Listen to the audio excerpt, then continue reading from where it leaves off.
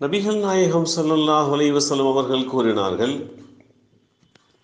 அல்லாஹ் இஸ்மாயில் நபி அலைஹிஸ்ஸலாம் அவர்களின் வழித்தோன்றல்களில் கினானாவை தேர்ந்தெடுத்தான்.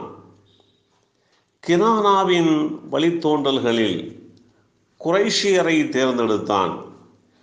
குறைஷியரிலே இருந்து பனு ஹாஷிம் குலத்தாரை தேர்ந்தெடுத்தான். பனு ஹாஷிம் குலத்தாரிலே இருந்து என்னை தேர்ந்தெடுத்தான் என்று கூறினார்கள். இந்த செய்தி வாசிலா பின் அக்வா ரலியல்லாஹு அன்ஹு அவர்கள் மூலமாக அறிவிக்கப்பட்டு ஸஹீஹ் முஸ்லிம் என்ற நூலிலே 4573 என்ற எண்ணிலே பதிவு செய்யப்பட்டிருக்கக்கூடிய நபிமொழி தெளிவுபடுத்தி காட்டுகின்றது. நபிகள் நாயகம் ஸல்லல்லாஹு அலைஹி வஸல்லம் அவர்களுடைய வம்சமும் தலைமுறையும்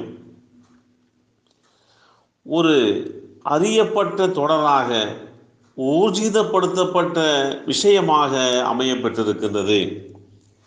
நபிகள் நாயகம் ஸல்லல்லாஹு அலைஹி வஸல்லம் அவர்களுடைய வரலாற்றை விவரிக்கக்கூடிய ஆசிரிய பெருமக்கள், வம்ச இயல் வல்லுநர்கள் நபிகள் நாயகம் ஸல்லல்லாஹு அலைஹி வஸல்லம் அவர்களுடைய அந்த தலைமுறை தொடரை அறிவிக்கின்ற போது நபிகள் நாயகம் ஸல்லல்லாஹு அலைஹி வஸல்லம் அவர்களில் தொடங்கி அதற்கு மேல் அப்துல்லாஹ், அப்துல் முத்தலிஃப் என்று அதுனான் என்பவர் வரைக்கும் அந்த தலைமுறையை மிக ஊர்ஜிதப்படுத்தப்பட்ட செய்தியாக தெளிவுபடுத்தி காட்டியிருக்கின்றது இஸ்லாமிய ஆதாரபூர்வமான நூட்கள்.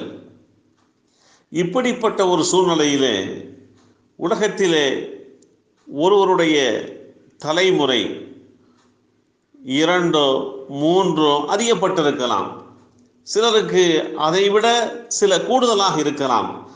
ஆனால் நபிகள் நாயகம் ஸல்லல்லாஹு அலைஹி வஸல்லமுடைய அந்த தலைமுறை வம்சம் என்பது அது மிகவும் ஊர்ஜிதப்படுத்தப்பட்ட வகையிலே தெளிவான சான்றுகளோடு மிக துல்லியமாக நிரூபிக்கப்பட்டிருக்கின்றது என்பதை நாம் அறிந்து கொள்ள முடிகின்றது.